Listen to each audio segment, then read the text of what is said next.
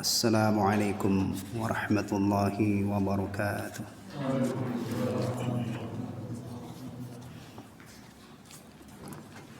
Bismillahirrahmanirrahim. Alhamdulillahi rabbil alamin wal 'aqibatu lil muttaqin. Wala 'udwana illa 'alal zalimin. Wa asyhadu an la ilaha illallah wahdahu la syarika lah. Ilahul awwalin wal akhirin wa qayyumus samawati as-sab'i wal ardin al-fardus samadul ladzi lam yalid wa lam yulad wa lam yakul lahu kufuwan ahad wa asyhadu anna Muhammadan 'abduhu wa rasuluh wa habibuhu wa khaliluh al-hadi ila siratin mustaqim والداعي إلى دين قويم صلى الله عليه وعلى آله وأصحابه ومن تبعهم بإحسان إلى يوم الدين أما بعد إخوة الإيمان jamaah sekalian kaum muslimin wal muslimat rahimani wa rahimakumullah. Alhamdulillah, Allah tabaraka wa ta'ala Al-Muhyi wal Mumit masih memberi kesempatan kepada kita untuk melanjutkan telaah Kutaib, ya, kitab kecil tentang Tazkiyatun Nufus. Meskipun kitab ini formatnya kecil, tetapi kitab ini adalah kumpulan, ya, masalah-masalah yang sangat penting terkait dengan Tazkiyatun Nufus yang penulis nukil dari ulama-ulama besar yang dikenal dengan Atibbaul Qulub, para dokter hati. Ada Imam Al-Ghazali rahimahullah, ada Imam Ibnul Qayyim rahimahullah, ada Imam Ibnu Rajab Al-Hambali rahimahullah. Dari kitab-kitab beliau inilah penulis Dr. Ahmad Farid hafizahullah yang mengumpulkan materi tentang Tazkiyatun Nufus, ya, yang alhamdulillah malam ini kita akan lanjutkan menelaah sebagian daripada apa yang telah dipaparkan oleh beliau dalam kitab ini. Terakhir ingat saya itu sudah sampai apa itu? Babul athar anil ikhlas, ya. Sebagian athar tentang ikhlas. Yang di sini ada enggak ini? Diterjemah enggak di sini? Halaman? Oh ya, beberapa asar tentang ikhlasnya, halaman 19. Tayyib. Sampai itu ya, betul ya? Berarti pembahasan berikutnya halaman 21 ini. Niat ya? Tayyib.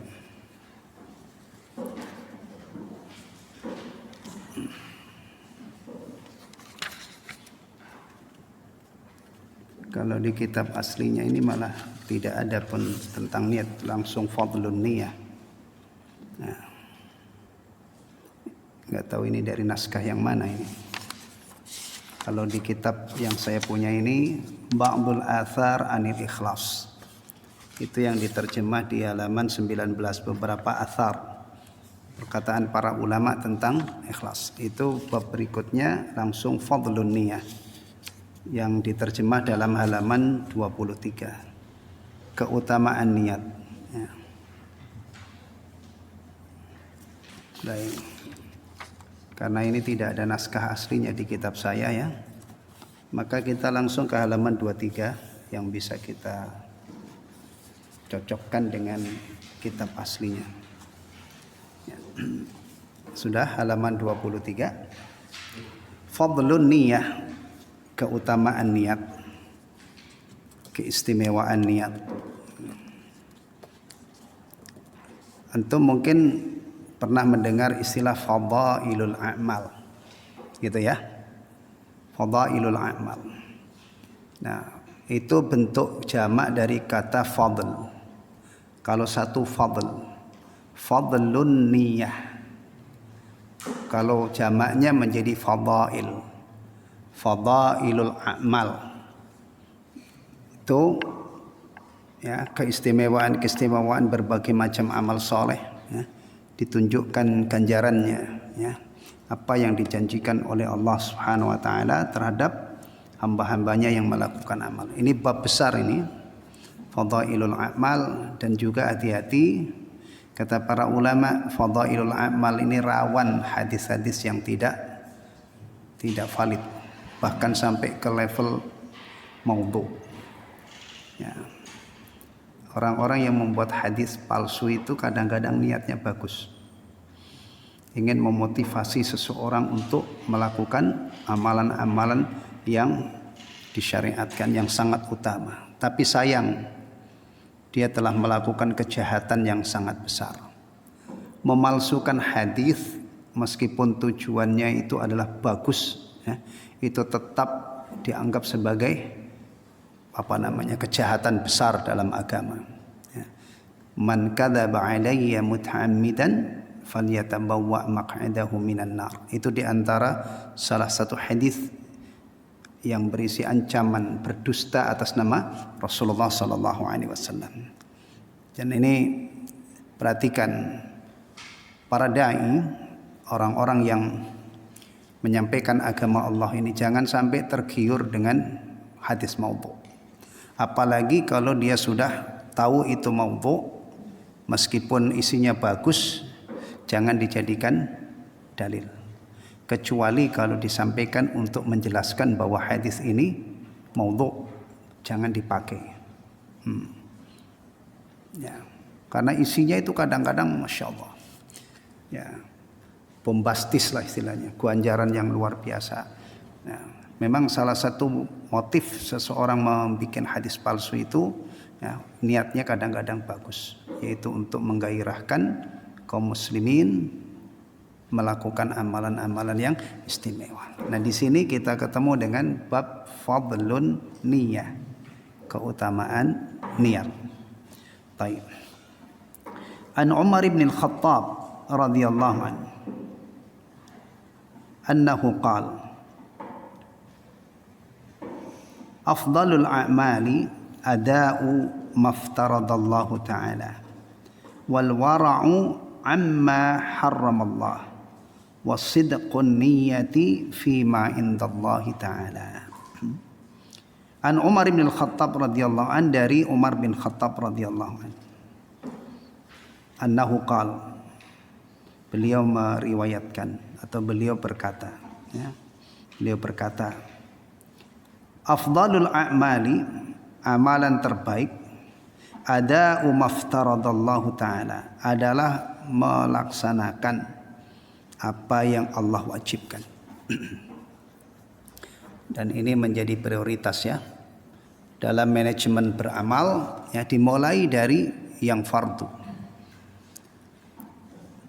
Alhamdulillah, amal-amal soleh itu ada yang wajib, ada yang tatawwu, ada yang mustahab. Salat, ada salat fardu, ada salat tatawwu. Tatawwu pun macam-macam, ada yang kategorinya sunnah muakkadah, ada yang ghairu muakkadah, ya. Bahkan ada salat itu yang sebagian ulama menganggap tatawwu sunnah, tapi sebagian ulama mengatakan wajib. Beranggapan itu biasa, itu perbedaan-perbedaan itu. Ya. Salat ada salat fardu, ada salat sunnah. Puasa ada puasa wajib, ada puasa sunnah. Zakat, ya, wajib, ada sedekah. Sedekah ada sedekah wajib, nafkah, zakat, ya, kafarat. Itu semua membutuhkan harta. Kemudian ada juga sedekah tatawwu. Nah, perhatikan apa yang diajarkan oleh Umar bin Khattab radhiyallahu anhu kepada kaum muslimin. Amalan terbaik adalah melaksanakan apa yang Allah wajibkan. Ini yang pokok. Setelah ini diperhatikan, dilaksanakan, jalur berikutnya adalah taqarrub kepada Allah dengan amalan-amalan sunnah. Dan mari kita biasakan untuk tidak puas, tidak mencukupkan hanya menunaikan yang fardu, yang wajib. Bahkan mari kita biasakan beragama itu kalau ada perintah dari Allah dan Rasulnya kita jalankan. Ada larangan dari Allah dan Rasulnya kita tinggalkan.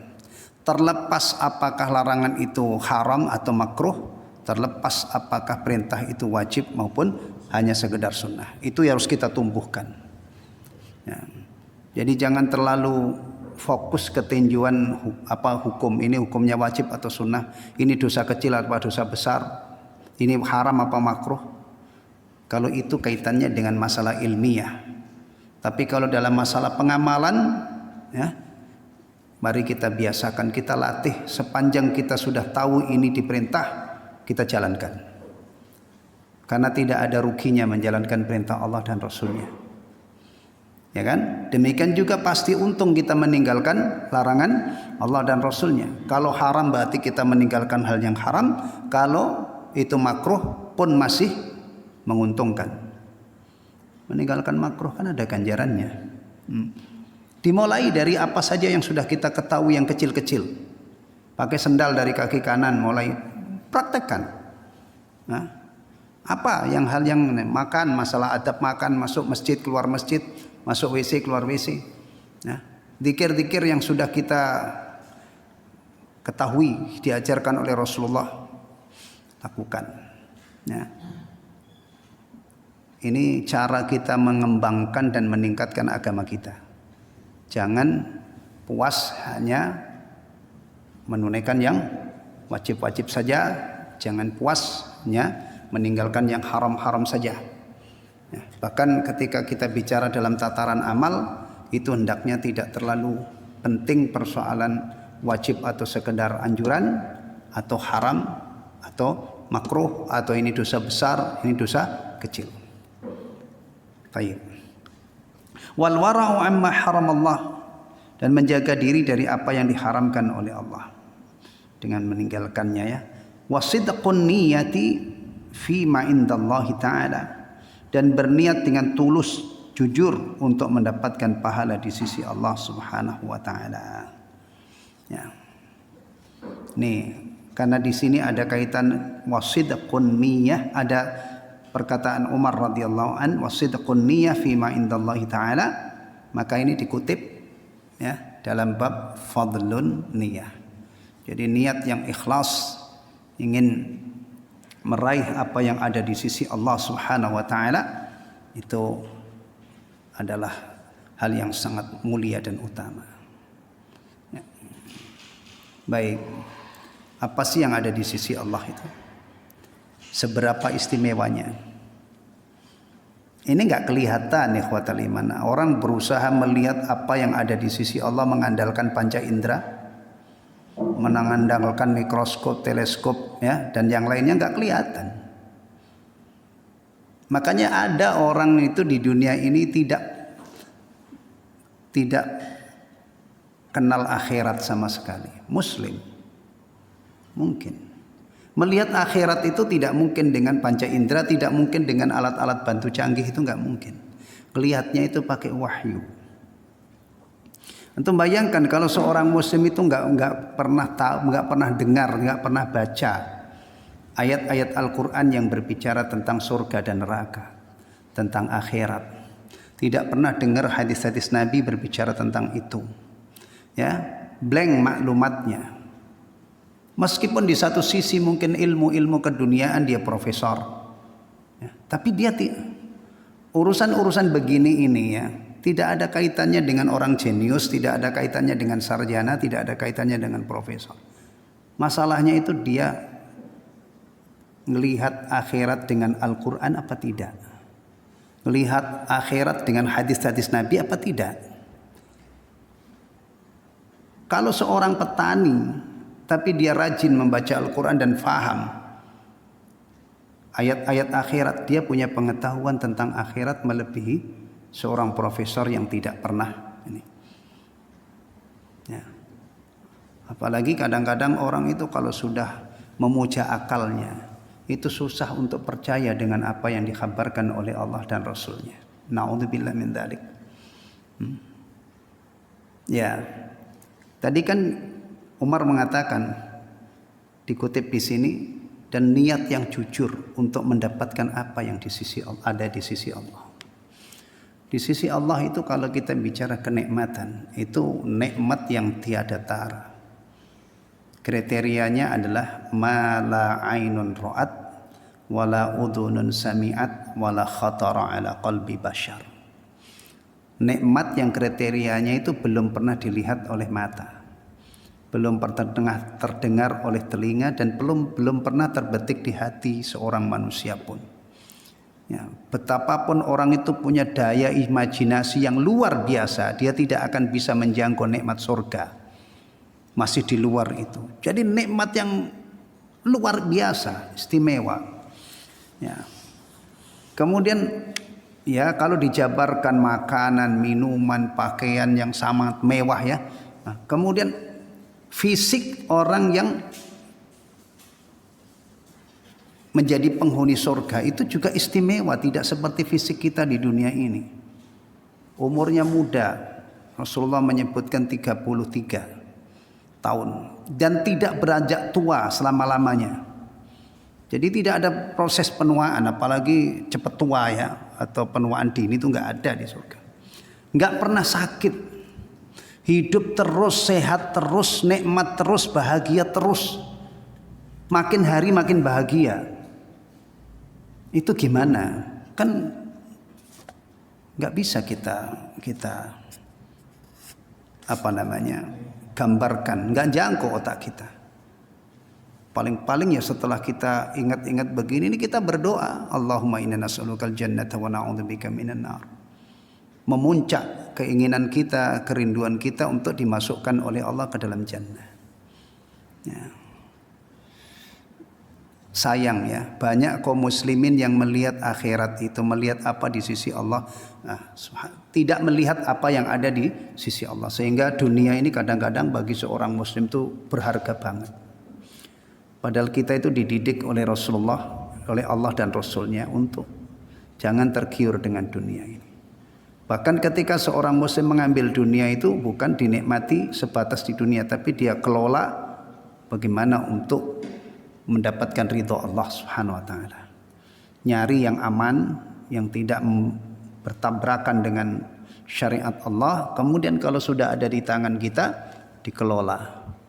Ya, bagaimana dunia itu bisa berbuah manis, kita diridhoi oleh Allah. Harta kalau yang sudah wajib zakat dikeluarkan zakatnya, atau belum sampai level muzaki juga sudah punya kesempatan untuk muzaki, itu orang yang sudah wajib bayar zakat masih punya peluang melalui sedekah-sedekah atau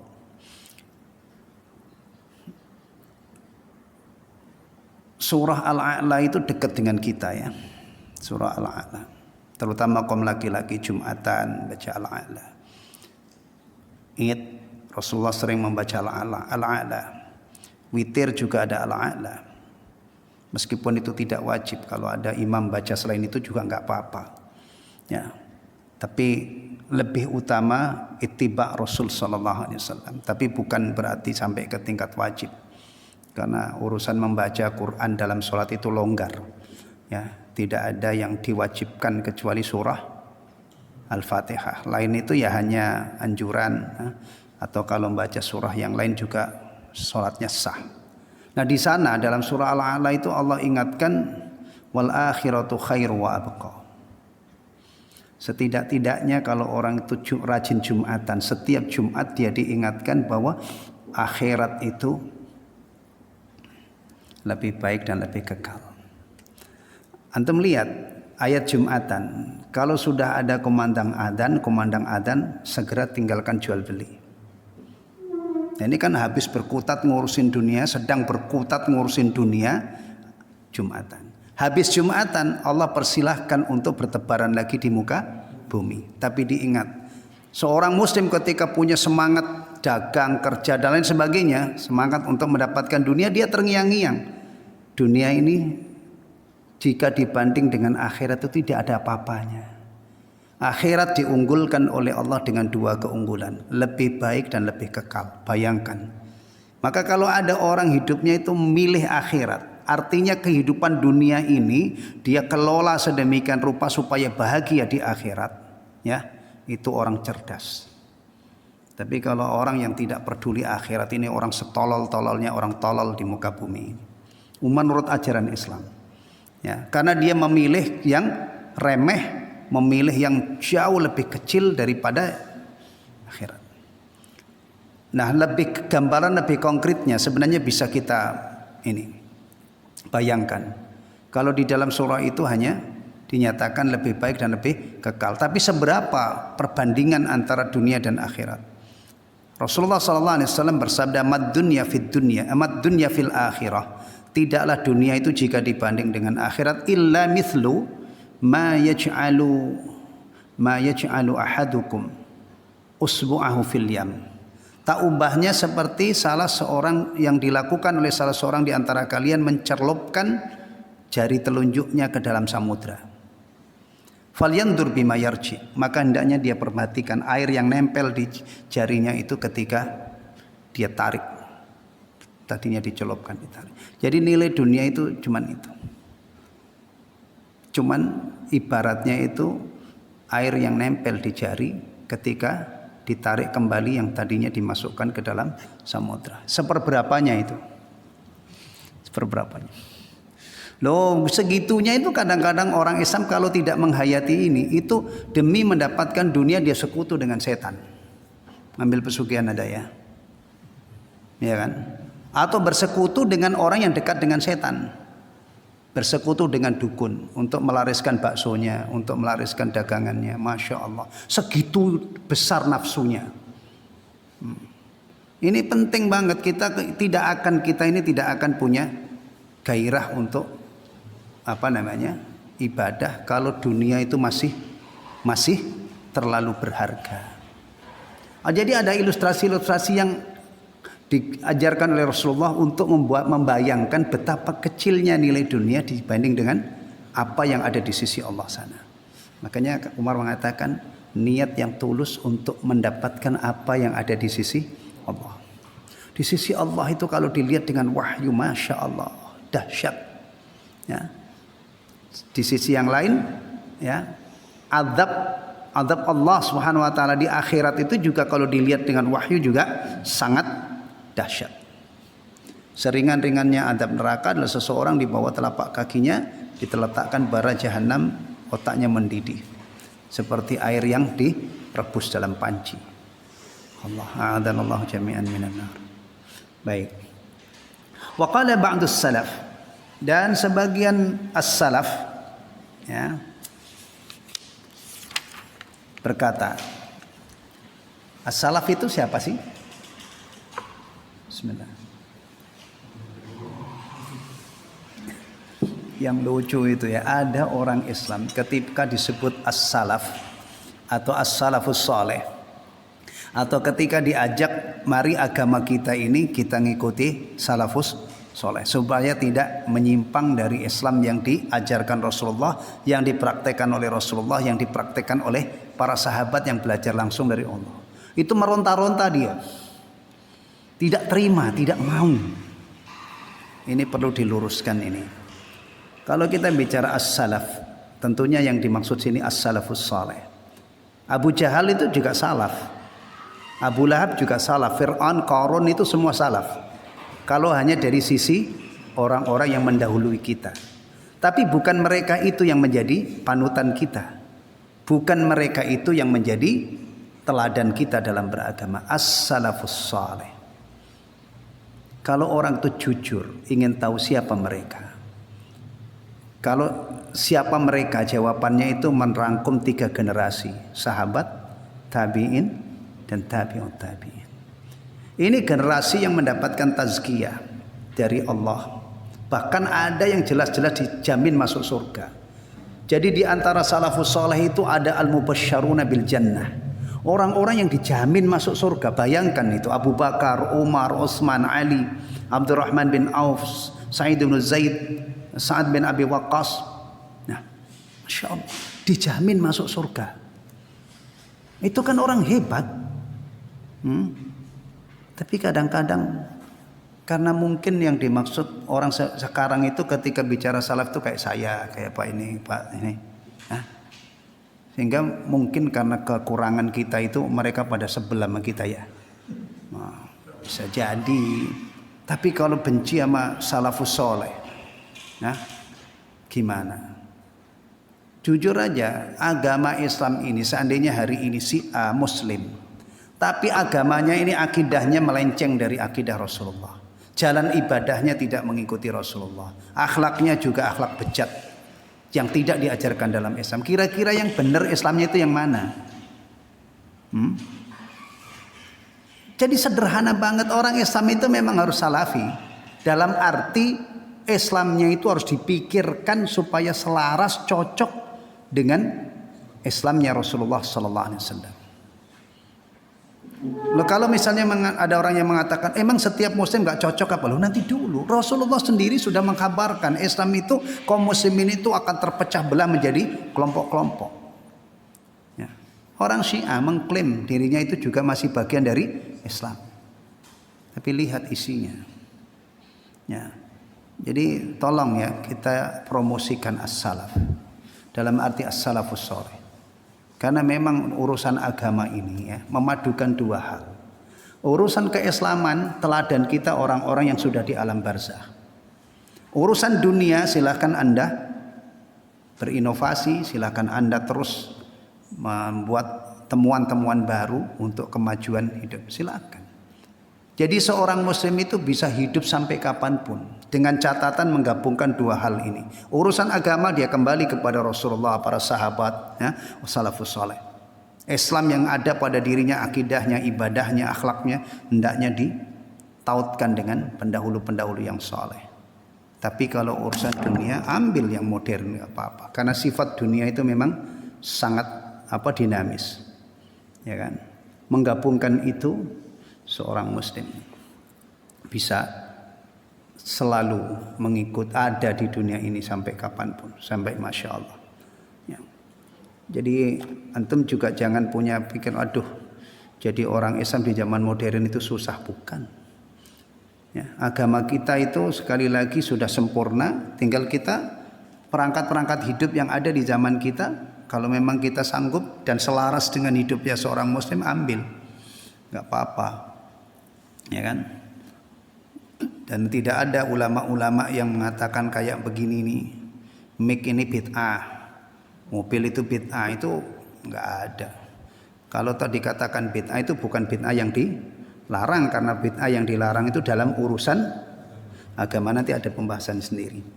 Wa qala ba'dus salaf rubba amalin saghirin tu'azzimuhun niyah. Bisa jadi amal kecil menjadi besar karena niat. Amal sepele bisa menjadi besar karena niatnya ikhlas. Ya, wa rubba amalin kabirin tusaghiruhun niyah, dan bisa jadi amalan besar menjadi kecil karena niat. Masya Allah, berarti masalah niat ini masalah penting. Amal kecil bisa menjadi besar, ganjarannya seperti gunung ya, kalau niatnya ikhlas. Amalan besar tapi tidak ikhlas, nol.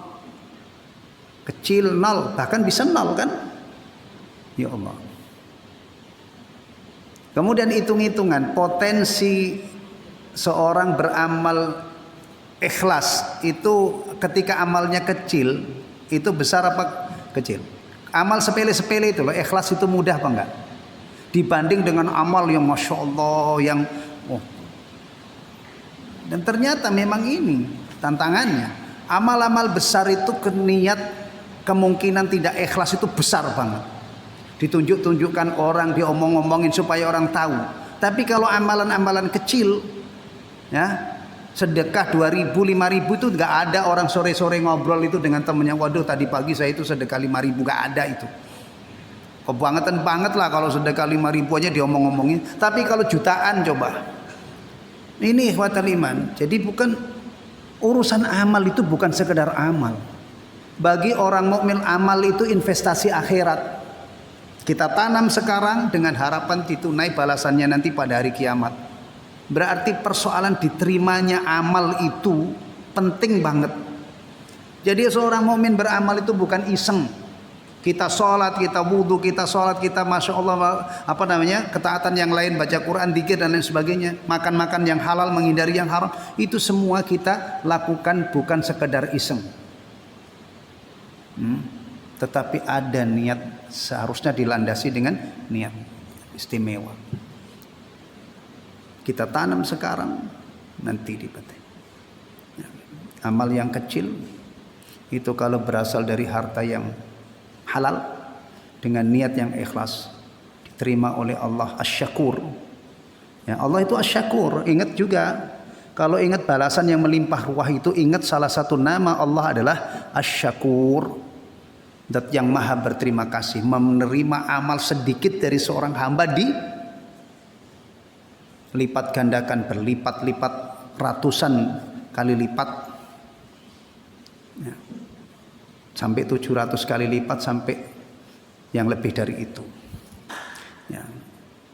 Nah biasanya penyakit kita itu kalau amal kecil-kecil itu males kita, ya kan, maunya itu ini. Ada orang itu impiannya bagaimana saya supaya haji, supaya umroh, harus pergi ke sana. Ini sudah nyaris 2 tahun tersumbat, nggak bisa pergi kan. Sementara yang ada di depan mata tidak usah nunggu ribet-ribet bikin paspor, bikin ini itulah. Masjid di dekat rumahnya ada sholat 5 waktu, kadang-kadang nggak minat. Maunya itu tawaf sana. Nah, sementara ke sana itu untuk bisa tawaf di sekeliling Ka'bah itu banyak faktor. Kadang-kadang duitnya ada tapi situasi kayak begini nih. Sementara yang cukup menghadap ke Baitullah, fawalli wajhaka syatral masjidil haram, 5 kali sehari kadang-kadang tidak Masya Allah. Makanya Rasulullah itu memotivasi kita, ya, jangan meremehkan kebaikan sekecil apapun meskipun hanya wajah yang berseri-seri ketika temu sama muslim. Tangkallah, selamatkan dirimu dari api neraka meskipun hanya dengan sedekah separuh kurma. Jadi Rasulullah itu tidak pernah mendidik umatnya hanya membidik yang besar-besar. Kalau itu berarti yang punya peluang cuman orang kaya. Sementara orang kaya itu banyak yang tidak bersyukur. Jadi amal yang besar-besar itu peminatnya langka. Tapi kalau amal kecil-kecil yang murah meriah itu, Rasulullah, kita itu diajari untuk tidak meremehkan kebaikan. Demikian juga kita kita itu dididik tidak meremehkan dosa-dosa kecil. Meskipun kita tahu kecil tapi jangan diremehkan. Ya. Ajaran kita itu hebat banget. Makanya kalau orang Islam itu benar-benar mengamalkan Islamnya jadi orang hebat. Ya, jadi orang hebat. Nah, dari sini kadang-kadang kita membaca hadis Nabi SAW, ketemu hal-hal yang menjadi pembenaran atau bukti kebenaran perkataan salah seorang salaf ini.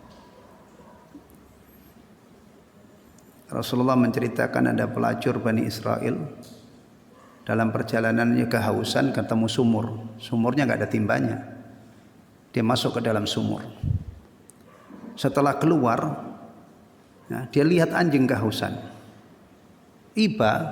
Lihat anjing kehausan, dia dia masuk ke sumur itu. Masuk bukan nimba. Kalau nimba mah ringan, masuk dalam sumur, sepatu bootnya itu dia copot, dia penuhi sebagai wadah untuk air yang akan diminumkan ke anjing. Dia gigit dengan mulutnya, kemudian tangannya menyangga badannya untuk bisa keluar, diminumkan. Pelacur, bukan Bu Hajah, bukan. Apa yang dia dapat? Ini kalau orang yang tidak paham masalah-masalah begini ini, ya, ada aja, masa cuman ngasih minum anjing dapat.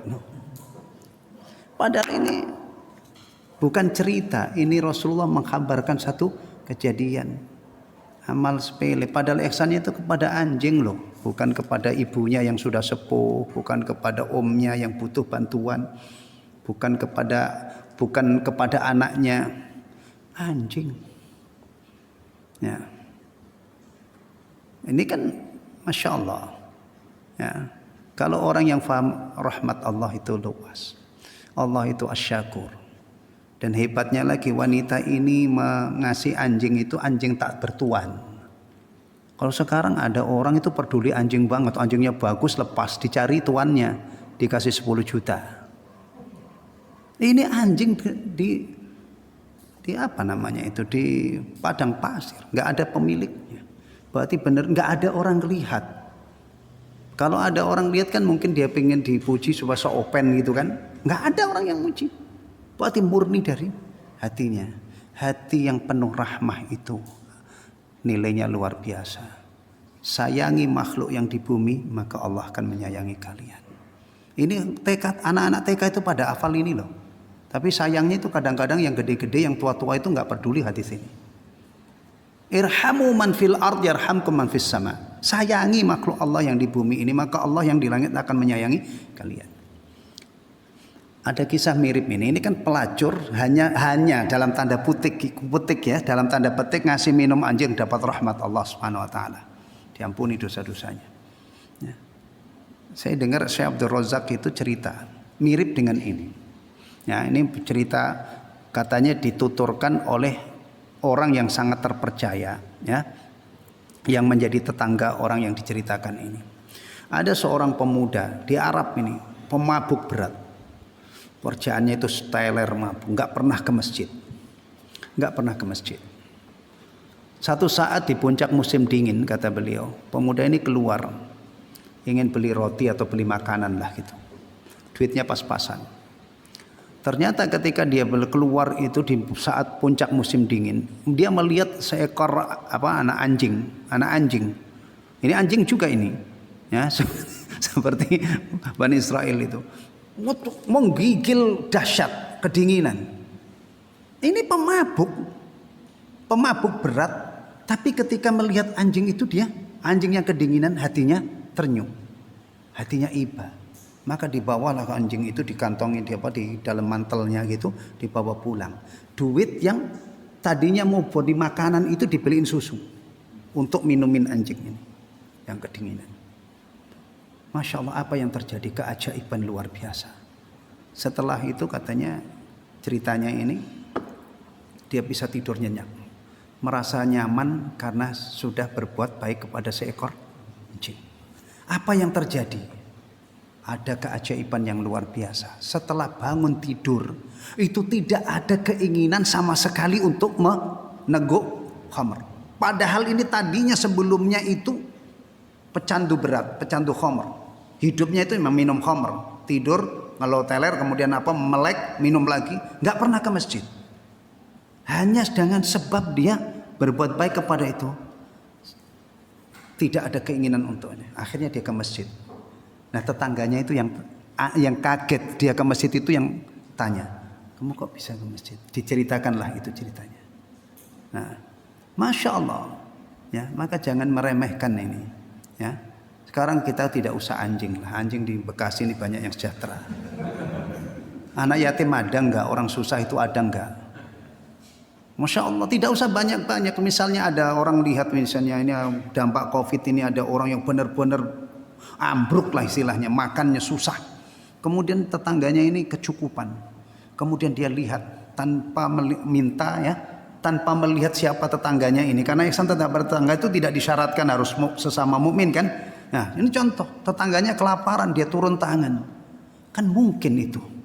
Kalau yang tadi ihsannya kepada anjing dapat rahmat Allah, yang ihsannya kepada tetangga, nah, yang itu notabene-nya adalah manusia, ya, mungkin kan dengan berbuat ihsan kepada yang lebih tinggi derajatnya dari anjing dapat rahmat Allah Subhanahu wa taala. Ini ilmu luar biasa. Ya, kita jangan lemah semangat ketika ketemu amalan-amalan kecil, karena kita punya ilmu. Amalan kecil itu, amalan sedikit bisa bernilai istimewa bisa menjadi besar ganjarannya, menggunung ganjarannya karena sebab niat yang ikhlas. Dan memang biasanya umumnya orang beriman itu lebih mudah ikhlas dalam amalan-amalan yang kecil-kecil dibanding dengan amalan-amalan yang besar-besar. Potensi rianya itu Masya Allah. Nah, ini ilmu. Mari kita belajar untuk ini. Jangan pernah meremehkan kecil. Apa misalnya? Contoh yang kecil. Antum belajar berjalan ke masjid, ya, yang matanya masih awas-awas itu. Kadang-kadang paku itu kelihatan jelas. Kita ke masjid, ya, di jalan yang kita lalui itu jelas ada paku. Turun, buang paku itu ke tempat yang tidak membahayakan. Siapa tahu dengan membuang paku itu, menyingkirkan itu, kita dapat rahmat Allah. Ya, kita cari sebab-sebab mulai dari yang terkecil sampai yang terbesar supaya kita dirahmati oleh Allah dan supaya kita bisa akhirnya masuk surga karena rahmat Allah dan ridha Allah. Ya. Termasuk Rasulullah menceritakan tentang amal kecil. Ada orang yang menebang dahan, ya, dahan atau pohon gitu, yang itu tidak perlu membawa senso ya. Hah? Cukup disabet dengan goloknya yang tajam, atau aritnya yang tajam, putus. Sehingga jalan itu lapang, orang-orang yang lewat matanya tidak kecolok. Kemudian Masya Allah, dengan hanya melakukan itu dibalas oleh Allah bergelimang nikmat di surga. Nah, ini makanya kajian-kajian begini ini penting ya. Banyak orang Islam itu mogok sholat loh, nggak sholat, yang wajib aja nggak dikerjakan. Nah, apalagi amalan-amalan begini ini kadang-kadang nggak peduli. Tapi ajaran Islam itu menyapu bersih. Kebaikan sekecil apapun jangan pernah kita remehkan, yang kecil-kecil yang baik. Bisa dilanjut lagi ya? Habis adzan dulu ya. Ya. Kan cuman ini aja kan orangnya kan, nggak nunggu orang lain kan? Wah, ini mah bebas, ini aja nggak nunggu orang lain. Iya. Jadi ya ini perkataan sebagian ulama salaf. Nama siapa yang mengatakan tidak penting, tapi yang penting adalah ilmunya ini tentang niat, perkataannya. Ya, iya. Kadang-kadang nama itu tidak penting memang. Kadang-kadang ya, maka berapa banyak kisah di dalam Al-Quran itu Allah tidak menyebutkan nama, cuman disebutkan Ashabul Kahfi, tidak disebutkan namanya satu persatu. Ya kan? Karena bukan itu bagi kita yang penting. Namanya anjingnya juga punya nama enggak? Enggak kan? Enggak disebutkan. Kisah dalam surah Yasin, wajaa min aqsal madinati rajulun yas'a. Qala ya qaumi ittabi'ul mursalin. Itu juga tidak disebutkan dalam Al-Qur'an. Kalau toh kita temukan nama itu nanti dari tafsir. Ada yang mengatakan namanya Khubaib An-Najjar misalnya, tapi Allah tidak menyebutkan nama. Karena kadang-kadang sesuatu itu bukan siapa orangnya, tapi yang penting itu adalah isinya. Nah, ya ini termasuk ini tidak disebutkan salaf siapa sih yang mau, tapi jelas ini adalah ilmu yang sangat berharga bagi kita dan ini selaras dengan apa yang terkandung di dalam Al-Quran dan Sunnah. Jadi ini pernyataan yang hak. Ya, ya. Mana buktinya kalau ada amal besar tapi menjadi kecil, menjadi remeh, bahkan ditampik oleh Allah, ditolak oleh Allah karena niat. Antum ingat hadis riya kan? Nanti yang pertama kali orang dihisab didatangkan di hari kiamat itu orang yang mati di medan perang. Wow. Luar biasa, mati bukan hanya sekedar pengen perang ke Suriah atau pengen bergabung dengan Taliban, enggak. Orang ini sudah wafat mati di medan perang. Perang beneran, bukan taburan. Sudah perang secara lahiriah. Orang ini siapa? Syahid kan? Tapi ketika Allah di hadapan Allah ingatkan tentang nikmat-nikmatnya yang diberikan kepadanya, orang ini pun mengakui dan dia mengaku, saya berjuang di jalanmu ya Allah. Tapi Allah yang maha mengetahui, gak bisa ditipu. Kadzabta, kamu bohong, kamu berperang bukan untuk itu, tapi untuk mendapatkan pujian kamu pemberani, dan itu sudah kamu dapat. Dilempar ke neraka. Amal luar biasa, padahal jihad itu kalau ikhlas Masya Allah Ya, jihad itu kalau ikhlas itu ganjarannya luar biasa dahsyatnya. Bahkan kematian orang-orang yang mati di medan perang pun diistimewakan oleh Allah. Beda dengan mati yang di kasur, di pembaringan. Ya, saking mulianya itu jasadnya nggak diapa-apain, dikubur apa adanya. Sementara yang muslim mati biasa itu harus dikafani, harus dimandiin, dikafani, salati. Mujahid itu yang gugur di medan perang diperlakukan seperti itu. Ya. Ini yang namanya syahid dunia akhirat. Kalau yang syahid akhirat banyak. Orang yang mati COVID, muslim mati karena COVID-19 insya Allah syahid akhirat. Wafat karena tenggelam juga syahid akhirat. Wafat karena tertimpa reruntuhan syahid akhirat. Wafat karena membela hartanya, mempertahankan hartanya juga syahid akhirat. Karena membela kehormatan keluarganya juga. Cuman sekarang itu banyak suami yang jual istri, boro-boro membela kehormatan istrinya dijual. Ada kan beberapa kasus itu kan. Ini kisah dari mana? Dari Cina? Bukan. Kisah di negara kita ini. Ya, kalau dari Cina mungkin antum katakan pantas orang komunis misalnya. Ini cerita dari sini, dari Indonesia, bukan dari luar. Masya Allah. Taib. Jadi ini bisa dicari apa namanya ya. Saya sempurnakan lagi ya. Ada yang dahsyat lagi amalnya, baca Quran. Siang malam Masya Allah luar biasa. Dia bisa saja hafid kan karena bacanya itu luar biasa. Ya. Di hadapan Allah dihisab. Allah ingatkan tentang nikmat-nikmat yang telah dikaruniakan. Kemudian hamba ini pun mengakui ya tentang nikmat-nikmat itu. Kemudian aku mau gunakan apa nikmatmu? Aku baca Quran siang dan malam untukmu. Bohong kamu, kata Allah. Kadzabta. Kamu baca Quran untuk dikatakan sebagai orang yang jago baca Quran. Padahal kalau ikhlas itu ganjarannya per huruf. Tapi karena niatnya ikhlas, enggak ikhlas, amalan yang sebegitu istimewanya ditampik oleh Allah, lemparkan ke neraka. Yang ketiga ini juga hebat banget. Orang dikasih kekayaan oleh Allah dari berbagai macam jalur. Dibukakan pintu-pintu rezeki itu kepadanya. Berarti kaya raya kan? Dan menjadi sangat dermawan. Di mana ada pintu kebaikan dia sudah menginfakkan hartanya. Kalau seandainya ikhlas itu panen raya dia balik ke sana akhirat. Tapi karena ria, akhirnya ditolak oleh Allah. Dilemparkan juga. Jadi orang yang mati syahid, yang baca Quran, yang sangat dermawan, kaya raya, sangat dermawan, berakhir tragis gara-gara dia melakukan itu hanya niatnya tuh receh banget, receh hanya untuk ingin mendapatkan ini. Dan makanya mengikhlaskan niat itu kemarin ya, athar dari para ulama salaf itu tentang ikhlas itu Masya Allah. Ternyata berat, tidak semudah yang kita ucapkan ya. Bahkan kalau kita itu sering-sering mengucapkan saya ikhlas itu apa kemarin? Masih ikhlasnya masih perlu diikhlaskan lagi. Gimana itu? Tapi insya Allah dengan niat yang tulus dan memohon kepada Allah Subhanahu wa taala, kita bisa berlatih dan mudah-mudahan pada saatnya nanti ya, kita benar-benar bisa ikhlas dalam beramal.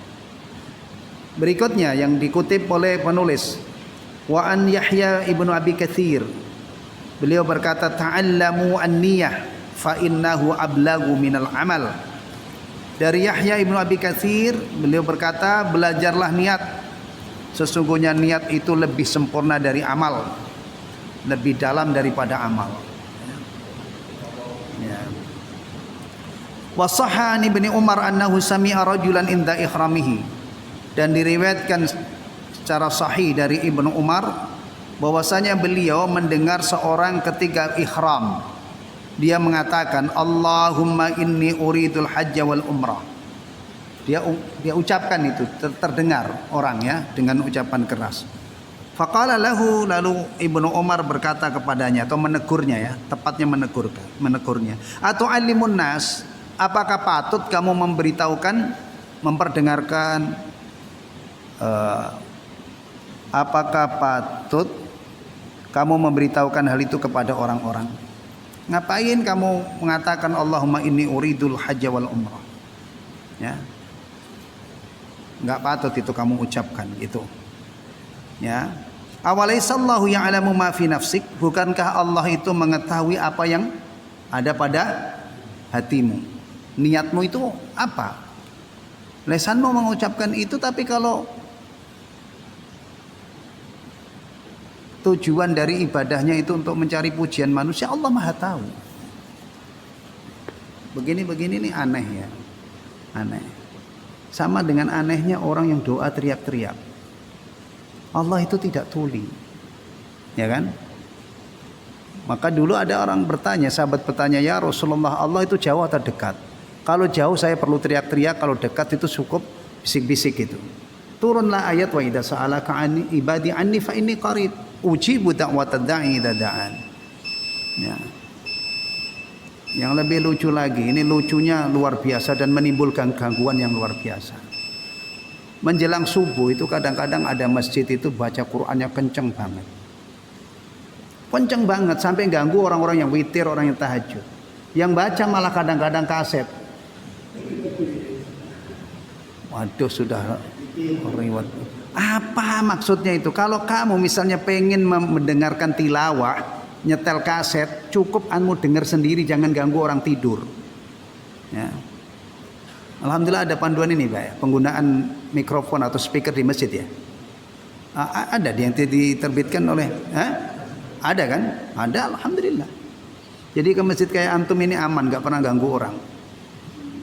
Iya, masjid-masjid yang ngerti cara mengelola masjid itu, berdasarkan syariat, itu yang ke adzan, keluar itu hanya adzan dan iqamah. Iqamah pun itu terjadi khilaf antara iqamah itu pakai speaker atau tidak. Itu kan? Lain itu kegiatan masjid jangan ganggu orang. Ngaji begini jangan sampai ganggu tangga, pakai speaker dalam. Ya. Jumatan itu juga khutbah itu Jumatan atau sholat itu jangan pakai speaker luar. Supaya tidak tumpang tindih. Coba kalau masjid berdekatan semua pakai speaker luar. Bacaan dari sana imam sana yang di belakang amin, gak taunya dia aminkan bacaan masjid tetangga. Ini begini kalau dibahas, dikembalikan kepada syariat Allah, insya Allah masjid itu membawa berkah. Setidak-tidaknya orang-orang yang belum siap ke masjid atau tetangga masjid yang non muslim itu dia tidak terganggu dengan masjid. Kan banyak itu orang terganggu protes, dikeroyok sama warga. Waduh, orang tetangga masjid terganggu karena masjidnya ini banyak berisiknya gitu, bahkan bisa jadi ngomongnya mungkin baik-baik ke DKM, dikeroyok. Kan masjid itu mestinya ya membawa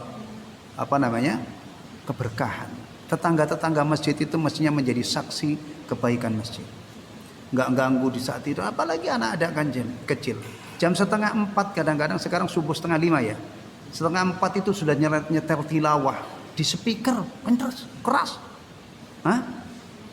Apa itu? Sebagian besar kaum muslimin apapun kalau itu Quran itu kayaknya ibadah. Apapun kalau itu zikir maka itu adalah ibadah.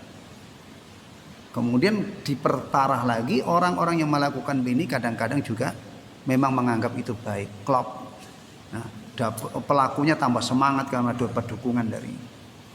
Hati-hati ya, karena kita ini salah-salah mengamalkan agama kita itu kelihatan bahwa Islam ini memang agama ganggu orang, nyakitin orang. Padahal sama sekali kalau kita benar-benar mengamalkan Islam itu sesuai dengan ajaran Islam, tidak ada orang terganggu karena ibadah kita. Kecuali kalau memang orang munafik atau orang kafir, adzan juga dipermasalahkan, itu lain lagi kan. Kan adzan itu cuma 2 menit, 3 menit. Masa iya sih terganggu? Ya. Kadang-kadang mereka itu nyetel musik berjam-jam nggak merasa terganggu. Kalau ini sudah penyakit ya. Kalau orang apalagi muslim ya, dengar adzan kemudian geram gitu, nah itu sudah penyakit parah itu. Taib. Nah ini ada orang mengungkapkan niatnya, ditegur oleh Ibnu Umar, gak usah begitu, Allah tahu apa yang ada di dalam hatimu. Wa dzalika li anna niyyah hiya qasdul qalb. Yang demikian itu karena niat itu adalah qasdul qalb. Ya. Niat itu adalah kehendak hati, keinginan hati. Ya, yang dipadukan dengan amal. Ya. Kemudian wala yajibu talaffudzu biha fi syai'in minal ibadat. dan tidak harus dilafadzkan dalam semua amal ibadah. Kalau bahasanya ini masih santun ini. Ya, ada yang lebih ini lagi, lebih tegas lagi. Bukannya tidak, bahkan melafadzkannya itu tidak ada tuntunannya. Tidak ada tuntunannya itu kalau diungkapkan lebih lugas lagi itu adalah apa? Bid'ah. Tapi bagi sebagian besar kaum muslimin itu kalau dengar bid'ah itu kayak disambar petir. Kalau makanan itu kayak cabai level berapa itu pedes banget. Makanya dai-dai itu perlu menyiasati dalam kondisi seperti ini, menyampaikan sesuatu itu diperhalus, bukan substansinya tapi ungkapannya. Maaf, ini tidak ada tuntunannya dari Rasulullah, ini tidak ada contohnya, ya itu lebih enak didengar daripada langsung di bid'ah. Yang lebih lucu itu kadang-kadang ada khotib, muqaddimahnya itu membaca khutbatul hajah. Kan di situ nyinggung-nyinggung bid'ah kan? Fa inna asdaqal hadits itu langsung begini. Wah, ini nanti pasti bid'ahin katanya. Ya Allah. Ya kalau orang itu memang bid'ahin itu ya kurang ajar banget lah. Urusan bid'ah itu tidak boleh kita bid'ahin, ya kan? Apa-apa yang dikatakan oleh ulama itu bid'ah, kita katakan ini bid'ah. Kita bukan ini sendiri, kita nggak mampu itu. Ya, urusan bid'ah ini kan urusan ilmiah. Urusan menyatakan tidak ada dalil itu memang kapasitas kita. Amal ini tidak ada dalilnya. Itu kan berarti kita orang yang membuat pernyataan seperti itu konsekuensinya berat kan? Berarti penguasaannya terhadap dalil itu sudah banyak. Hafid Al-Quran, apa banyak pengetahuannya tentang. Jadi kalau orang-orang awam itu nggak berhak dia untuk mengatakan menurut saya ini bid'ah. Paling-paling dia mengikuti dari contoh misalnya Imam An-Nawawi mengatakan doa-doa di setiap wudu itu, basuh muka doanya ini, basuh tangan ini, itulah asalahu. Imam Nawawi yang mengatakan tidak ada asalnya. Yang ada itu adalah bismillah di awal wudu, bismillah. Kemudian doa sesudah wudu, asyhadu an la ilaha illallah. Tapi kalau waktu di tengah-tengah wudu basuh muka ini, itu ada yang lengkap doanya, tapi tidak ada asalnya. Ya, saya maksudnya begini, kita ini hidup bersama kaum muslimin, aneka ragam ini. Ya, jangan sampai pengetahuan kita tentang sunnah itu membuat kita tidak bergaul lagi, tidak bertegur sapa, tidak bertaamul dengan mereka. Nah, ini hati-hati. Karena berapa banyak ilmu masalah begini ini nanti ketika diserap itu ternyata dampaknya dia tidak peduli orang. Nah, padahal orang Islam itu mestinya adalah orang yang haris, yang semangat untuk menuntun orang kepada jalan kebenaran. Kalau antum dapat sunnah, bagaimana ya saudara saya itu juga tahu. Itu dipikirkan, bukan malah peduli. Itu bukan umat dakwah. Kalau begini ya ini bukan tipikal orang Islam. Orang Islam itu kuntum khaira ummatin ukhrijat linnasi ta'muruna bil ma'rufi wa tanhauna 'anil munkar. Taib. Nah, jadi talafut niat dalam ibadah itu tidak. Kalau di sini kalimatnya tidak harus gitu ya. Tapi kalau kita telusuri narasi-narasi yang lain dari sebagian ulama itu bahkan itu adalah melafadzkan niat itu hukumnya tadi tidak ada asalnya, tidak ada landasannya, atau kalau lebih jelasnya lagi adalah bid'ah. Tapi ya, antum harus tahu, kita kan punya prinsip ini. Tapi saudara-saudara kita di negeri kita ini umumnya ya, itu sudah lebih dulu ilmu yang sampai kepada mereka, niat itu dilafadzkan. Ini lebih dulu datang, bukan ini yang datang. Mau wudu, nawaitul wudu ali rafil hadasil asghari fardhan lillahi ta'ala. Niat wudu. Wudu itu memang perlu niat, tapi bukan dilafadzkan dalam hati. Ya kan, itu kan yang kita pikir. Tapi saudara-saudara kita termasuk saya dulu itu yang sampai dulu itu adalah niat wudu dilafadzkan, nawaitul wudu ali rafil hadasil asghari fardhan. Niat puasa, nawaitu shoma ghadin an ada'i fardhi syahri ramadhana hadis sanati fardhan lillahi ta'ala. Itu menjadi amalan rutin. Setelah tarawih itu bareng-bareng dipimpin nawaitu somawatin an adai fardhi syahri ramadhana hadisanati fardhan. Usalli fardal maghribi thalatha raka'atin mustaqbilal qiblati adaan ma'muman litana. Maka antum harus tahu, ilmu ini ketika disosialisasikan akan berhadapan dengan realita saudara-saudara kita itu dalam berbagai macam ibadah, niatnya dikeraskan. Itu ilmu yang sampai kepada mereka. Kitab yang mereka pelajari itu. Di dalam kitab memang ada pernyataan wa talafudzu bias sunnah. Makanya begini-begini ini kalau kita nggak tahu keadaan, ya kan? Dengan seperenggal ilmu ini antum kian kemari melafatkan niat bid'ah, sholat pakai usolli bid'ah. Kalau itu yang kita kedepankan, gimana? Apa hikmah? Nah, iya. Makanya kadang-kadang kita itu mungkin ya dibenci orang itu kadang-kadang ada ketidakhikmahan kita dalam mungkin. Ya. Saya pernah dengar Ustadz Yazid itu menjawab di pertanyaan hafizahullah. Ada orang bertanya, ngeluh dia, Ustadz saya ini datang ke masjid tapi diusir oleh jamaah masjid. Maksudnya tidak diterima kehadirannya gitu kan. Jawabannya sambil sewot sambil bercanda Ustadznya. Ya iyalah, orang kamu datang ke masjid langsung mengatakan ini bid'ah itu bid'ah ini bid'ah. Ya diusir lah. Itu jawaban beliau. Saya masih ingat isinya itu. Coba kalau kamu datang itu kamu membawa akhlakul karimah, orang-orang yang sepuh misalnya kiainya antum temuin. Ya kan gitu. Ini kadang-kadang melihat wah masjid bid'ah kabur. Astagfirullah. Gimana? Ya, antum misalnya datang dengan sepenggal ini kan ilmu ya. Bahkan ini yang saya sekarang saya jadikan pegangan. Saya tidak pernah lagi usolli fardal isya'i arba'a raka'atin. Niat di sini Allahu Akbar, saya niatkan di dalam hati. Niat itu tempatnya di hati. Ya. Tapi kalau seandainya dengan ilmu ini saya datangin saudara-saudara kita tadi, sholat jangan banyak usolli ya. Gimana? Adzan kan juga ditambah-tambah kan adzan kan? Apa? Sini. Kamu adzan gak usah pakai selawat, langsung aja Allah Akbar Allah. Itu contoh dari Nabi. Masya Allah. Padahal seumur-umur adzan. Begini ini kan perlu muqaddimah kan? Tunjukkan sikap baik, akhlak. Satu saat mungkin muadzinnya tidak ada. Antum gantikan adzan tanpa seperti adzan mereka. Orang sedikit demi sedikit. Ya, baik. Maka penting banget ketika kita ingin berbicara dengan siapa kita bicara. Itu penting. Jangan antum setiap orang kamu jor ilmu tanpa melihat siapa dia. Nanti jadi fitnah. Fitnah bukan bermanfaat. Ya, saya ambilkan contoh. Ana termasuk orang yang, maaf ya kalau antum berbeda dengan saya. Saya itu termasuk orang yang condong kepada pendapat bahwa rokok itu haram.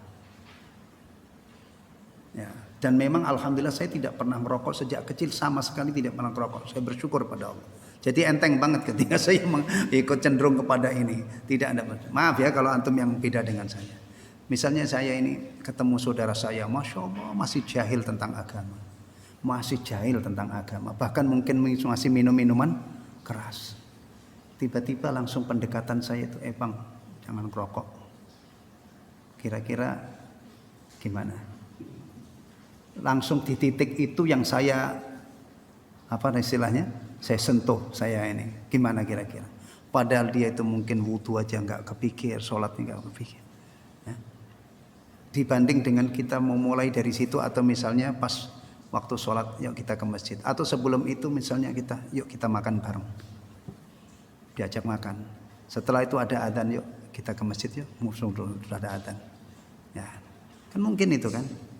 Atau misalnya lagi, antum dengan orang-orang awam itu, komunikasi ilmu yang pertama itu, maaf, musik haram, jangan dengan musik. Padahal orang ini masih awam banget tentang siapa bilang, reaksi yang paling dekat apa? Alhamdulillah antum ingetin ya musik itu haram. Untuk orang yang levelnya masih awam banget masih. Atau apa? Wamuin wono wae. Orang itu aja kiai aja penyanyi. Bisa jadi kan? Maka tolong kalau mengkomunikasikan ilmu itu ya, lihat siapa orangnya, levelnya dikasih apa. Kalau belum ngerti tauhid, tanamkan tauhid. Kalau belum kenal sholat 5 waktu, kita mulai dari yang pokok-pokok itu. Dan termasuk antum menggunakan media sosial, medsos. Antum harus lihat. Saya itu banyak kadang-kadang mau komen saya tahan. Karena saya pikir ini media umum, yang baca orang yang sudah paham atau belum. Kadang-kadang ilmu bukan jadi manfaat, tetapi diinjak-injak, dilecehin. Ya, itu harus diperhatikan. Baik.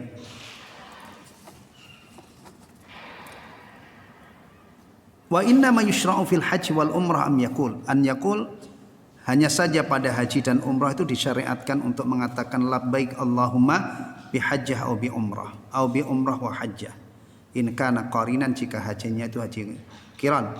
Wa hadzal ladzi wa huwa alladzi yusamma bil ihlal. Dan ini yang dinamakan dengan ihlal. Jadi kalau ungkapan yang kita pegangi itu an-niyah mahalluha al-qalb. Niat itu tempatnya adalah di hati. Dan tidak terkait dengan niat dengan lisan sedikit pun. Persis dengan ini tadi. Ya. Baik. Ini perhatikan. Beda dengan aqwalus shalah. Ucapan-ucapan salat itu harus diucapkan. Allahu Akbar harus kita ucapkan, Allah, jangan di dalam hati. Istiftah itu juga diucapkan, dibaca, cuman jangan keras-keras. Qomat kamit kita Allahumma baik. Semua jangan dibalik. Niatnya diucapkan dengan lisan, sementara akwal dibaca di dalam hati. Saya lihat kamu sholat kok bibirmu terkatup rapat, itu gimana? Hah? Kan saya baca dalam hati. Fatihah kok dibaca dalam hati? Yang enggak ada lah. Semua bacaan sholat, tolong ingat baik-baik. Ini banyak yang saya perhatikan itu kalau sholat itu sama sekali tidak bergerak-gerak bibirnya, berarti enggak baca. Padahal aqwalus shalah itu semuanya dibaca. Kita bergerak-gerak bibir kita, at-tahiyatul mubarakatus shalawatut thayyibat. Assalamu alayka ya nabi wa rahmatullah. Baca. Jangan dibalik, sekali lagi jangan dibalik, niatnya dikeraskan, giliran. Ada juga kadang-kadang orang bersin, diingetin, loh kamu kok enggak mengucap alhamdulillah dalam hati? Loh, gimana alhamdulillah ketika bersin itu diucapkan. Bahkan diusahakan orang lain dengar supaya kita dikasih kado istimewa. Yarhamukallah, yahdikumullah. Nah, termasuk istighfar itu dibaca bukan dalam hati. Diucapkan dengan lisan, dihayati dengan hati. Tasbih, tahmid, tidak ada tasbih. Kamu ngapain lagi bengong? Enggak bengong, saya tasbih. Lah orang mulut terkatup, enggak dalam hati. Mana ada tasbih dalam hati? Tasbih itu ucapan, ibadah qauliyah. Subhanallah, subhanallah, subhanallah, subhanallah. Alhamdulillah, alhamdulillah, alhamdulillah. Dan kalau baca tasbih itu yang jelas tasbih ya.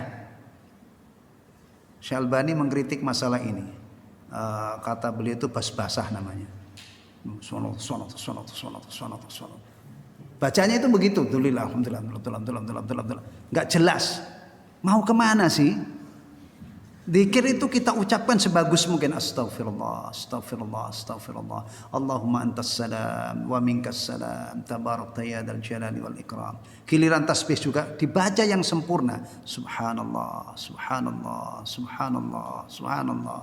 Alhamdulillah, alhamdulillah. Allahu akbar. La ilaha illallah wahdahu la syarikalah. Baca yang jelas. Itu banyak banget ya orang baca tasbih enggak jelas lafadznya. Subhanallah.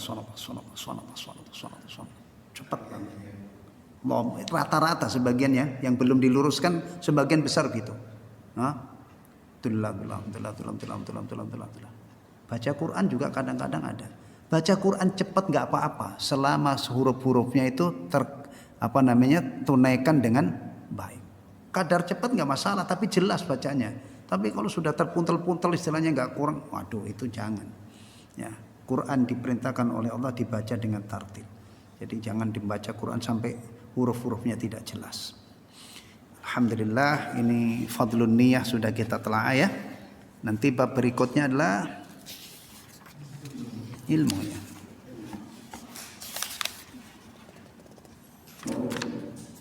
Di sini kitab ini mutaba'atus sunnah. Mutaba'atus sunnah kok banyak ini ya, terjemahannya enggak sesuai dengan kitab ini, kenapa ini? Baru nanti fadlul ilmi wal ulama. Ya. Fadlul ilmi wal ulama, keutamaan ilmu dan para ulama. Ya. Jadi yang jadikan acuan kitab aslinya aja ya, terjemahannya ini mah kalau terjemahan nanti nih jadi faedah-faedah yang terlewatkan di sini. Nah, kalau merujuk ke kitab aslinya mutaba'atus sunnah, kemudian fadlul ilmi wal ulama, kemudian nanti anwa'ul qulub wa aqsamuha, hati dan apa macam-macamnya ya. Alhamdulillah. Ada pertanyaan terkait dengan masalah ini? Bismillah.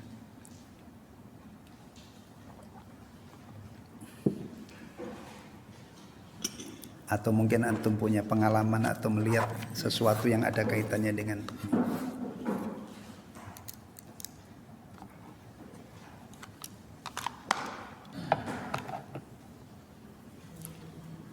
nggak ada pertanyaan? Ya. Gimana setiap kita punya tangga ya? Kita punya tangga, kita mau niat bantu tapi dia masih main bantu ini gitu. Dia minjem duit gitu, berarti masalah. Tapi dia masih main bantu ini. Sikap kita gimana? Membantu. Antum punya tetangga, ya. Terus dia masih pinjem sama bank keliling. Wow, ini banyak yang bisa kita lakukan. Banyak yang bisa kita lakukan. Pertama, kalau kita punya kelapangan rezeki, kalau tahu keadaan seperti itu, kita kasih tahu. Kamu saya pinjemin. Kalau perlu bantuan, kalau pinjaman, tidak ada bunganya. Atau kalau kamu mau usaha, saya kasih modal, nanti bagi hasil.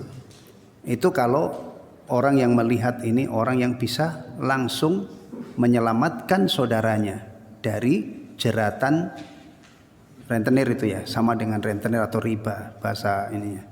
Jadi alangkah bagusnya dan itu menjadi amal yang luar biasa kalau dia bisa menolong saudaranya. Siapa yang, dan ingat orang Islam itu kalau menolong saudaranya bukan ingin dapat duit, tapi dapat balasan dari Allah Subhanahu wa taala.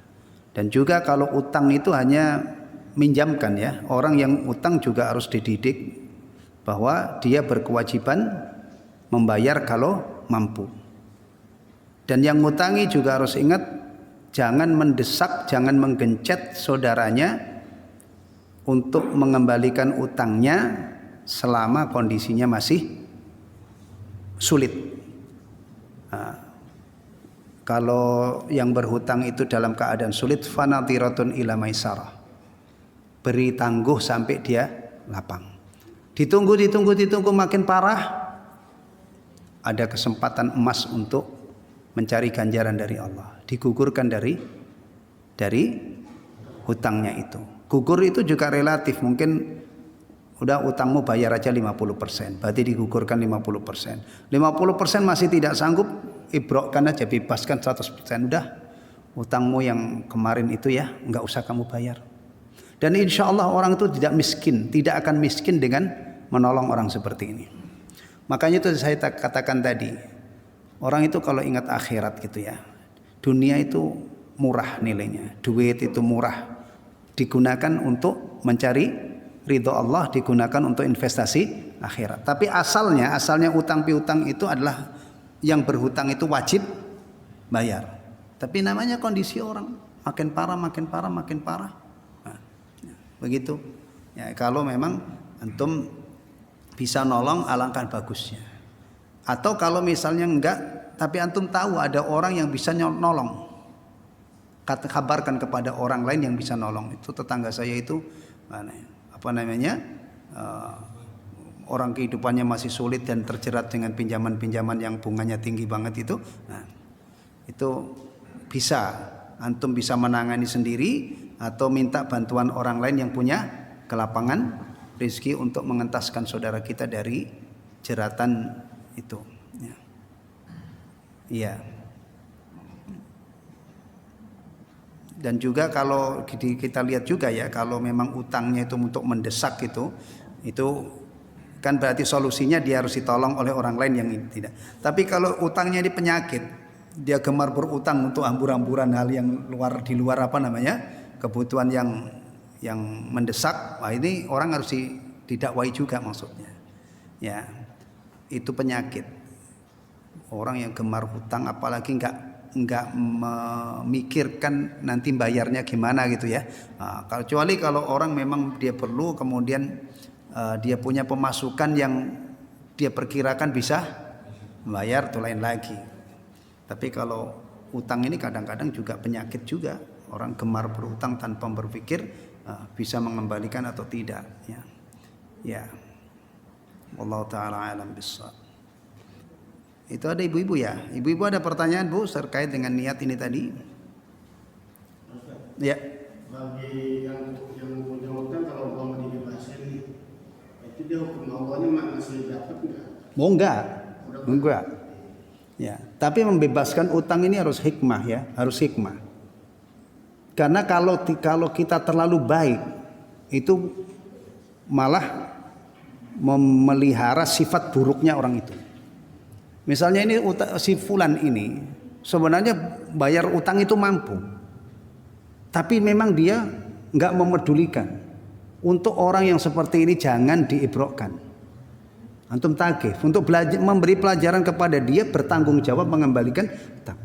Jadi sikap kita mengibrokkan itu, ya, itu harus ada dipikirkan ini maslahat apa tidak.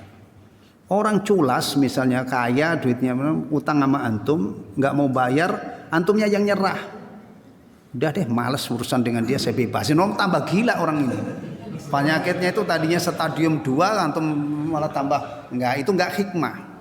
Antum jangan nyerah menghadapi orang yang seperti ini ya dengan cara yang baik. Tapi kalau memang saudara kita itu memang kondisinya susah untuk bayar utang, misalnya boro-boro bayar utang, orang zaman sekarang dia di PHK beras saja. Nah itu kalau antum ibrokkan itu akhlak yang sangat mulia, ya sangat mulia. Termasuk memberi maaf orang itu juga harus ada fikihnya. Jadi jangan hanya dikit-dikit maaf. Nah kita itu kan sering diituin orang kan. Orang menghina Islam, menghujat Islam, orang luar udah maafin aja, Rasulullah pemaaf. Loh, Rasulullah pemaaf itu kalau urusan-urusan pribadi. Kalau urusan-urusan yang mulia, misalnya syiar-syiar agama ini dihina atau Allah dilecehkan, oh itu bukan lagi maaf, bisa ditepas lehernya oleh Rasulullah. Nah ini orang-orang sekarang itu kan gitu. Orang ini bebas berekspresi, ketika umat marah, jangan marah, nabimu itu tidak. Imma orang ini memang bodoh tidak kenal nabi, atau sengaja bodoh-bodohin umat. Kan gitu. Memberi maaf itu harus ada fikihnya. Contoh, ada maling di suatu tempat, ya, ketangkep, kemudian dilepaskan saja, maaf. Udah maafin aja, maaf, lepas. Besok dia cerita sama temannya. Kemarin saya maling di wilayah sana, orangnya baik-baik banget. Mending kalau ceritanya orang baik, orangnya bodoh-bodoh semua. Masa saya ditangkap itu dilepasin begitu saja? Oh, di mana itu? Akhirnya daerah itu adalah dikenal apa? Maling akan mau datang lagi. Serahkan ke pihak berwajib, jangan main hakim sendiri. Serahkan itu sudah. Termasuk di jalan. Antum kalau di jalan itu pikirkan. Kasus di jalan itu macam-macam. Ada orang yang memang tidak sengaja, misalnya orangnya udah minta maaf misalnya, dan memang mungkin remnya nggak pakem kemudian jeruduk, nggak usah. Tapi kalau orang kurang ajar di dunia di jalan ugal-ugalan sehingga menimbulkan kerugian, ambil itu kerugiannya supaya dia tidak mengitu lagi, nanti ada korban lagi gitu loh. Jadi memaafkan itu juga ada harus dilihat maslahat atau tidak. Apa kasusnya bagaimana, termasuk mengibrokkan hutang, kita harus cerdas. Orang yang memang licik nggak mau bayar hutang jangan dikasih, jangan dipupuk sifatnya dengan ini. Ambil ini hak kita dari dia supaya belajar bertanggung jawab. Wallahu taala alam bissawab. Ya. Gimana kalau kita beramal tanpa diawali dengan niat? Hah? Beramal tanpa dengan niat. Contoh misalkan Apa? kalau di jalan atau kemudian kita kasih sedekah gitu tanpa dia sebelum besar itu termasuk itu. Ya niatnya ya ketika kita memberi. Ketika kita memberi, masing tadi di jalan aman-aman saja, orang kita nggak ngelihat ada orang yang perlu disedekahi misalnya kan, pas giliran antum lewat ada orang masya Allah menghibahkan misalnya nih beli makan, atau antum beliin makan langsung dikasihkan. Ya ketika antum memberi itu harapkan ganjaran dari Allah, harapkan ridha Allah. Berarti tetap aja niat, karena orang berakal itu tidak mungkin melakukan satu aktivitas niat. Tapi ada juga yang memang niat dari rumah, dompetnya ditebelin, mau safar nih, nanti sewaktu-waktu saya ketemu orang, saya traktir makan. Wa tazawwadu fa inna khairaz zadi taqwa. Makanya orang Islam itu kalau safar jangan bonek ya, bondo nekat. Harus diperhitungkan segala sesuatunya. Saya ini kalau ke Surabaya sekian hari nginep itu bawa pakaian berapa, idealnya saya bawa uang berapa kebutuhan saya. Kalau bisa tambahin dengan niat kalau saya ketemu orang di luar di jalan nanti saya berbuat ihsan. Ada orang mungkin Ibnu Sabil kehabilan kecopetan, benar-benar antum melihat atau meyakinkan antum tolong. Begitu orang Islam itu, jangan malah modal nekat kemudian siapa tahu nanti saya di jalan ditraktir orang.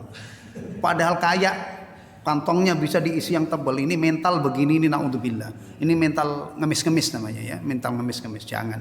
Orang Islam itu al-yadul ulia khairun min yadis sufla.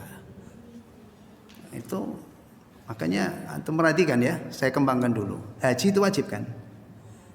Syarat wajibnya haji itu dia punya bekal. Punya juga nafkah yang ditinggalkan untuk keluarga. Jangan orang itu pergi haji tapi biarin aja keluarga saya nanti diurus oleh tetangga-tetangga misalnya. Astagfirullahaladzim. Enggak lah. Jangan begitu mental kita ya. Kasih ya. Iya, Pak. Kalau kita niat untuk sedekah, tapi dengan mengharap mudah-mudahan saya memudahkan rezekinya atau memudahkan dapat balasan dari Allah. Ya, boleh. Kita mengharap dari Allah, yang nggak boleh itu mengharap dari manusia. Berarti Ya. ikhlas. Hah? Ya ikhlas. Itu masih dalam lingkup ikhlas karena kita mengharapkan balasan hanya dari Allah, bukan dari selain Allah. Tapi kalau antum sedekah supaya saya dipilih jadi RW, itu sudah dunia. Tapi kalau antum justru itu kita kalau beramal itu mengharap balasan hanya dari Allah. Ya. Kalau dilengkapi ya, kita itu ketika beramal melakukan ibadah itu karena cinta karena Allah. Cinta, landasannya itu cinta. Ya. Cinta kepada Allah. Kemudian menginginkan ganjaran dari Allah. Takut jangan-jangan amal kita tidak diterima. Nah, jadi kalau mengharapkan ganjaran dari Allah itu ya lurus itu. Makanya jangan diartikan ikhlas itu adalah tidak mengharap apapun. No. Itu korban daripada ajaran yang namanya ikhlas itu ya pokoknya melakukan tanpa mengharap apapun. Loh, kalau mengharap ganjaran dari Allah, apa itu enggak ikhlas? Enggak ikhlas loh. Gimana? Justru orang semangat beribadah itu mengamalkan suatu amal sedekah atau yang lainnya itu karena dia ingin. Makanya Talaq Ibnu Khubayb rahimahullah itu ketika mendefinisikan takwa ya, takwa itu anta'amala bi ta'atillah ala nurin minallah tarju thawaballah. Takwa itu engkau melakukan ketaatan berdasarkan ilmu. Ya, untuk punya ilmu bahwa kita itu diperintah sedekah dan ada orang yang kita sedekahi, gitu kan? Kemudian tarju thawaballah, mengharap ganjaran dari Allah. Semua amal ibadah yang kita kerjakan itu harus ada roja, harus ada harapan. Nah, tapi ada juga kekhawatiran, ketar-ketir jangan-jangan tidak diterima oleh Allah. Wa anta turka ma'asiyallah, dan engkau meninggalkan maksiat kepada Allah binurin minallah, dengan cahaya dari Allah dasarkan ilmu. Karena kadang-kadang orang itu merasa dia meninggalkan maksiat, tapi justru yang ditinggalkan itu perkara yang mubah atau perkara yang baik. Takhsha iqaballah, karena engkau takut akan adab Allah. Ya. Jadi itu tidak menyelisih konsep ikhlas ya. Selama kita mengharap dari Allah Subhanahu wa taala atau mengharap apa yang dijanjikan oleh Allah. Ya, wudu, mudah-mudahan dosa saya diampuni. Kenapa? Karena Nabi mengkabarkan wudu itu menggugurkan dosa. Ya, takwa, mudah-mudahan takwa saya diterima oleh Allah. Kemudian urusan hidup saya dimudahkan oleh Allah, karena Allah berjanji barang siapa bertakwa diberi jalan keluar dari problematikanya. Tapi jangan pernah beribadah niatnya hanya untuk urusan dunia. Rugi kita. Ibadah hanya niatnya untuk dunia. Saya sholat, mudah-mudahan saya sehat. Cuman itu yang ingin dicari. Kan ada buku yang menguraikan tentang gerakan-gerakan sholat itu ternyata. Nah, kalau dia sholat pengen sehat, ya kayak olahraga aja. Ya kan? Kayak olahraga. Ibadah sholat ini kita lakukan sekarang dengan harapan diterima oleh Allah. Pada yaumul hisab nanti diterima oleh Allah dan dapat ganjarannya. Itu benar itu. Ya. Wallahu ta'ala a'lam bissawab. Alhamdulillahilladzi bi ni'matihi tatimmus shalihat. Subhanakallahumma wa bihamdika asyhadu an la ilaha illa anta astaghfiruka wa atubu ilaik. Wassalamualaikum warahmatullahi wabarakatuh.